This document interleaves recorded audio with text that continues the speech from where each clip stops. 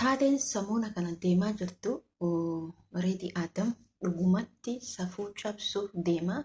Akkasuma asilleen akkasumatti wajjin safuuf cabsuuf deema.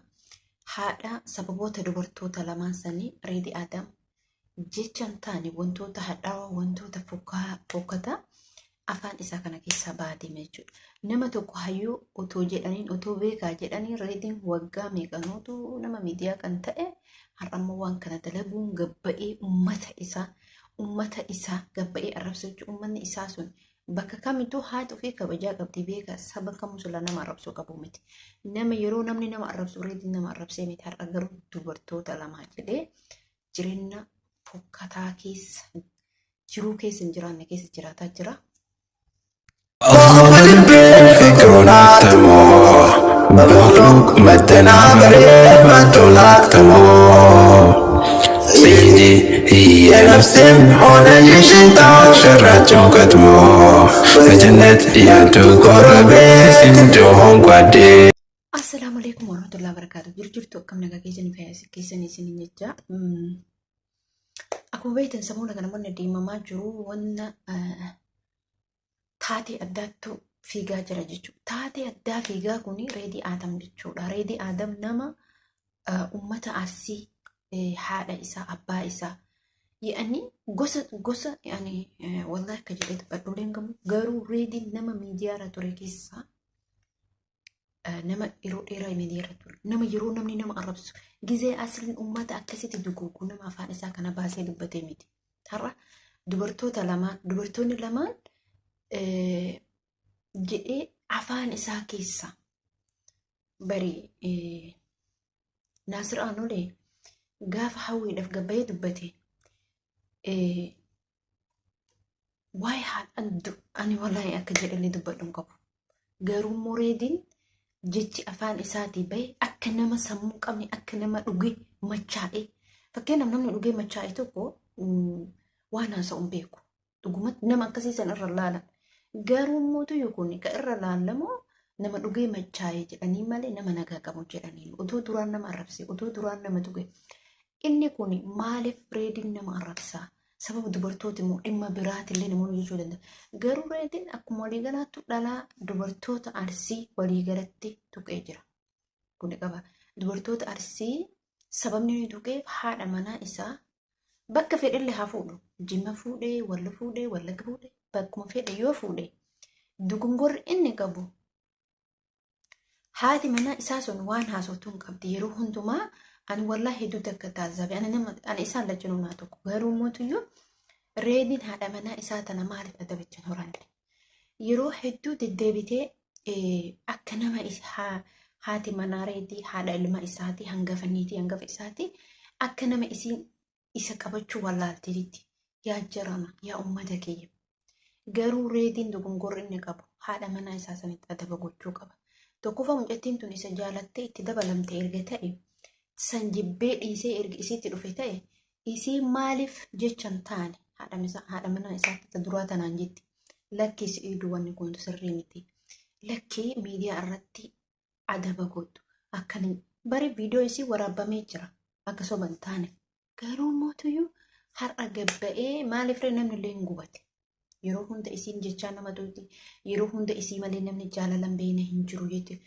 Isiin galas nama san ergitti dabalamte haadha manaa isaa hangafaa san dirqama qabachuun isii. Maaliif ilma isaatu fakkeenyaaf ilmi reedii isii harka jiraa miti. Bara isiin abbaa feetetti heerumuu dandeetti. Garuu ergi harka isaatiitti galfattee jireenya duraanii keessa maal ta'e jettee tokkoffaa yaadachuudha. Alhamdulillah inni harka kiyya gahee maaliif haadha manaa isaa kana tuqa. Ilmi kun guddachaa deema viidiyoon kun waraabame hafan jettu inni mootuyyuu isiin isa bira teetti arrabsitu maali? Fakkeenya inni akka Naasir Aanolee isaan fudhadha jedhesee bar Naasir Aanolee haati manaa isaa sun jechuudha guyyaa tokko gabbaatee nama waggaa 3 mulu arrabsamaa turte moo waggaa 2 mulu arrabsamaa turte jechuudha. Fakkeenyaaf hawwii yoo fudhattan guyyaa tokko gabbaatee deebii nama kennite hin beektu sababni illee maaliif kabaja. Tokkoffaa abbaa manaa ofii lamaffaa mataa ofii sadaffaa maatii ofii. Yaani wanni haadhaaf abbaatirra kabajamu tokko illee hin jiru. Abbaa manaa isiitiif kabaja gootee maatiin isillee kan tuqamne barbaadde. Garuu reedni Naasir yeroo san ofii isaati gabbee dubbate. Garuu reediin ka isaa nama dhiba. Eessaa akka bahe eenyu akka arrabsu waan maan isaatu nama dhiba. Sila wanni akkasii afaan isaatii bahuu qabu. Sirrii waggaa tokko guutuu arrabsame. Abbaan fedhii afaan isaa kana laaqa waliin waa tokko irraa hir'isanii. Jaalalaan jiraadha ani jiru daa'imaa keessa jiraadha ani jiru akkana keessa jiraadha. Niitiin isaa immoo abbaan manaa kiyya akkatti jaalala qabadha akkattu miti erga qabate akkasii miti. Dubartii nama riixuta kan beeytanii miti. Nama riiquu qabdu silaa ani murteessitti murteessu isiin kabaja erga isa argatte erga isa jaalatte isii sarriquu qabdu miidiyaa irratti. Mee guyyaa tokko gabbaatee dubbatti niitii reedii ka duraa sun maaliif adaba qabdi? Waa'ee nama dubbatti isii arrabsanillee hin dubbattu. Isii dhiisanillee hin dubbattu. Bakka jiru ofii jiraataa jirti. Raahaadhaan jiraataa jirti. Bakka aragalfii qabdi. Mucattiin sun gaafa reedii hojii jirtuu fi gaafa reediin gargar baate dhibbumaan dhibbatti garaagarummaa qabdi. Maaliif jireenya gaarii jiraataa jirti. Galgala qanyii, ganama qanyii maaliin hin jiru. Ilma isii hojjechuudha. Kuni kana fakkaata jechuudha. Kanaaf miidiyaan tiktookii wallaahi nama jibbisiisa. Dhugumatti nama jibbisiisa. Hundi isaa balbala banatee reedii gaddeebisaa, haadha reedii gaddeebisaa, abbaa reedii gaddeebisaa. Beekamu abbaa reedii illee fiduu danda'an. Ani uummanni keenya akkatti isaa yaada bichaa hin beeku. Ati ka haadha kee har'a gadi deebiftu burbari haadha kee gaddeebisan. Waan fedhallee ta'u hicciitiin kee hin dhokatu. Ani haadhatee gannan deebisanii haadha isaa gad deebisa jettee gaafa yaadde ni dhufa guyyaatu dhufa. Haati isaa hoo maalis hin goote.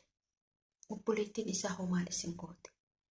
Ta'iif isa qofa dhiisu innumtuu mataan isaatu fayyaan qabu. Otoo fayyaa qabaatee ta'ee namni gosa isaa dhiisaa namni kabaja qabu namni beekan. Bari inni bakka abbaa soddaa qabaa miti fuudhe abbaa dubartii lama fuudhe miti. Gisee ammaa miti. Bora akkamitti nama keessa dhaabadha jedhaa. Bora akkamitti fira keessa gabbahee dhaabadha jedhaa. Bora akkamitti namni bakka itti wal arguu dhabamu jira namatti dhufutu jira. Haasa'uma fukkataa namarraan bareenni tokko. Ati haadha manaa kee jaaladhu. Garuu immoo gabbaatee ijoolleen arsii hin ajoofti. Ijoolleen arsii akkanaati jechuun isuma arsii keessaa dhalattee baate haadhuma. Yani basalma haadhumati atee nurraa akka dhalatte. Fakkeenyaaf bakkuma kamuu namni beekan tokko bakkuma kamuu arrabsuun qabu jechuudha. Hin ajooftii jetti. Mee waa yaadattu? Waa yaadattu? Maammee asilee isaa hiriyyaan isaa tokko mucaa sun Kanadaa jira. Yaa Allah eenyuun maqaan isaa Tolcha. Viidiyoo yoo hojjetan seenaa isaanii keessatti yaadadha. Reediin an harree dhoofaa ture immoo harree galchaa ture immoo harree maal godhaa ture jedhe. Jechuun amma laalaaka. Inni suni duraan maal keessa bahee duraan maal keessa taree har'a waa'ee ajaa dubbata. Waa'ee arsii ajaa dubbata. Waa'ee dubartii ajaa dubbata. Duraan maal keessa ture? Har'a ka waa'ee ajaa dubbatu. Bar hundumti keenya fakkeenyaaf namni yeruma durumaa sanuu jechuudha. Ani hin beeku. Ani hin beeku namni akka itti waa jedhu. Ani wallaahi dhaziin akka itti namni waan keessa darbe dagatee har'a sadarkaa gana ga'ee akkamitti gosa isaa biyya isaa arrabsuun isaa ani dhugumatti nama natti fakkaatu amma jechuudha. Dhugumatti nama natti fakkaatu maaliif otoo bakka biralleetillee fuudha inni yookiin immoo tuyyuu hin beekamu. Yaani garuu akkanumatti ni ilaala. Dubartii tanaaf jedhee wallaahi hin ulfaata. Ati haadha manaa kee jaallattullee gabbaatee gosa ta'e tokko hin qabdu. Isuma warrootuma si arrabsan san fakkeenyaaf amma si arrabsanii maal jedhanii isaan warra deemtaa jechuudha. Maaltu gosa hunda si fide? Maaltu dhala amma fakkeenyaaf wanta kana jala deemaa oolaa miti. Isaan nu qofa arrabsa. Maal godhu uummata guutuu walitti qabee arrabsa. Boreessa ejjatuu fedha. Barka biyya keessa jiraatu sun illee arsii cufee jira. Borotoo eega isa awwaalu eenyuun arsii isa awwaala. Arsii isa keessa. Maa yoo bakka fedhe fuudhe dhalama bakka dhalaa hindii yoo fuudhe inshaallah har'a gadi ba'ee gosa ofii arrabsan qabu. Gosta ofii jechuun haadha ofiiti. Biyya ofii jechuun haadha ofiiti. Maaliif biyyi keenya nuunis bilisoomuu dhabdee maaliif jennee dubbanna? Biyya kee akka haadha keetiitti ilaalta. Akka haadha keetiitti maaliif ilaalta? Keessatti hara baafannaa qabda. Kadhattu keessaa bareedda. Utoo qullaa deemtillee biyya kee keessaa bareedda. Garuu biyya ambaa keessa taa'ettee biyya ani akkuma sammuu isaa kenna isaan waan hin beeku hanga lukkuu yaaddu jechuudha. Dhugumatti hanga lukkuu yaaddu. Ani haadha manaa isaa san haa jaalatu haa kabaju. Inshaallah mata irratti illee haa batu. Miila illee dhiqee haa batu.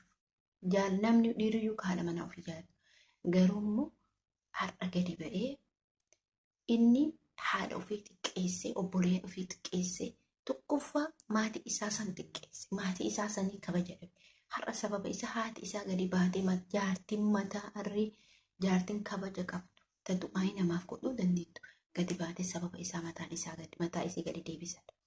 Warroonni mataa gadi isii deebisan jaartii san mataa haadha isaa san mataa gadi deebisan warroota sammuu hin qabne. Warroota yaan haadha ofii yaadattu akkasitti mataa gadi deemtu. Kanaaf jechuun obboleen kiyya wanni ani isin dubbachuu barbaadu asirratti maal isinitti fakkaate dubartoonni takka waa hunduma inshaallah viidiyoon itti aanu irratti haala sirreeffadhee isin qabadhee dhufa. Kanaafuu yommuu dhaamsi har'a dubbatamu waa dubbatamaa jira arge sammuu kanatti waa kanatu deemaa jira. Waan deemu kana binurra haa qabbaneessu. Waggaa tokkollee waggaa lamallee nama haa arrabsan dhimmaa miti maaliif irra kaatu dhabuu keetii jechuudha. Nama jechuun nama waa dabarfate jechuudha. Nama obsa qabu jechuudha. Kanaaf ani murteen kiyya dirqama gabbee uummata kana dhiifama gaafachuun jechuudha. Balaa buusee oofisee uummata tokko godhuun ijoollettiin himmootu warroonni immoo akkasumatti mana hidhatanii nuti murtee keenya murteeffannee jira. Ilaa hanga tiktookii reedii gubuutti jechuudha. Murteeffatanii jira. Bakka yoo inni gabbee uummata arsii dhiifaman gaafateen dhibbumaan dhibbatti akka tiktookiin isaa oggoramu dubbatanii jira. Oggorriin kun maaliif sababa inni hayyuu meeqa keessa jira arsii keessa. Maajima yoo taate maaliif tokko baalee yoo taate maaliif tokko wallaggoo taate maaliif tokko maaltu sagalti niitii isaa mataa irratti haabaa namni dhooguun jiru. Warroota isa arrabsan dhaqee arrabsuudha wanni isa dhooguun jiru. Inni anantuun sintuun eessa tokko haadha isaa tokko handhuura isaa jechuudha. Eessa keessaa bahe. Tayyib dubartiin arsii erga millaachin haadatte. Ati teessan ofii keetii halaawan irraa bu'utti argite moo maalitti beekta? Moo sitti himteeti? Waan hin taane maa dubbata? Akka nama ofii isaati taa'ee irraa qulqulleessu. Waan hin taane haasa'uun wallaahi hin ulfaata. Namoota hin dubbannellee dhaqee miira keessa nama galcha. Namoota akka namattuu jechuudha. Namoota jiraa miti dhugumatti waan hin taane namni tokko dubbatee nama dubbisaa jiran sun akkanaa kana. Ani immoo dubbatee nama dubbisaa jedhu. Dhugumatti dubbatee nama dubbisuun kana jechuudha. Namni tokko waa dubbatee namni gosa ofiitiif biyya ofiitiif hin jenne immoo namummaan qabu beekaa. Sababni isallee maaliif dubbatee nama dubbisurraa otoo callisee beekumsa isaatiin. Beekumsa qabummaa maaliif nama sin jedhee bakka kisee ammaa caatii isaa qama'ee raahaa godhee haadha manaa kee akkana. Jaalala haadha manaa isaa namni tokko hin jaalatin hin jenne dhugumatti namni tokko hin jaalatin hin jenne. Haati manaa isaa kan duraa sunillee lakkii reedii naa rabsaa lakkii se'aduu naa rabsaa hin jettu. Abadan jechuudha. Mucattii qabbanooftuudha. Rabbiin isin haa qabbaneessu kanatti. Kanaaf wanni isiniin dubbachuu barbaadu kanuma. Mii wal arrabsurraa otoo dhaabanne mii wal mataa wal gaddeebisurraa uummata tokko wanni nu godhu hin jiru. Wallaahi sa'aatii 24 warroonni sun achirra teettanii akkas jettanii waan tokko godhuu hin dandeettan. Waggaa tokko guutu inni yaada gowwummaa isaa dubbate malee waggaa tokko guutuyyuu inni obsaa ture. Garuu akira obsa dhabe jechuudha. Kanaaf namoonni yaada qabaattanii namoonni qeeqa qabaattan koomantii nu barreessuu dandeettanii. Kanaaf dhugumatti wantoota akkanaa kanarra hiriyoota namatti walitti dhiyaatanii of gorsuuf yaalaa irraa of tiibuuf yaalaa wanni akkanaa kun ta'uu lakki jechuuf irraa xiqqoo of qusaadhaa isiniin jechuu barbaada. Maaliif nama arrabsite waa tokko bu'aa qabu. Tokkoffaa zambii namarra dhiitan lammaffaa mootuyyuu badii ofirratti baatte jechuudha. Arraba keetirratti harka keetirratti qaama kee guutuurratti badii baattee dhufta.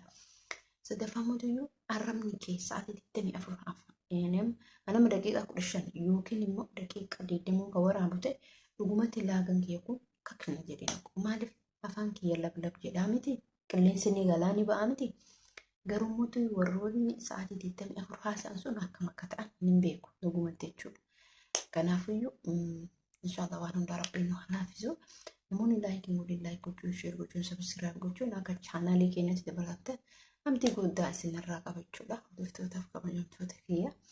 Amma viidiyoo biraatti walitti deebinutti assalaamu alaikum warahmatullaahi wabarakaatuh. Bye bye.